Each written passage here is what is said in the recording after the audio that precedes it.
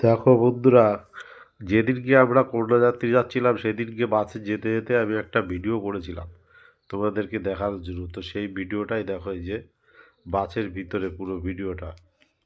তো এখানে সবাই আছে, আমি একে একে সবাইকে একটু দেখানোর চেষ্টা করলাম তোমাদেরকে। দেখো সবাই এখানে বাসে বসে আছে আর আমি এখানে দাঁড়িয়ে পড়ে একটু ভিডিও করিলাম।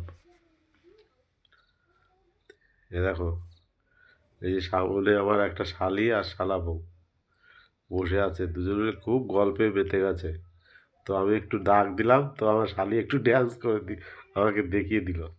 হ্যাঁ, এটা আমার একটা শালা, এই যে আমার ভাইরা ভাই।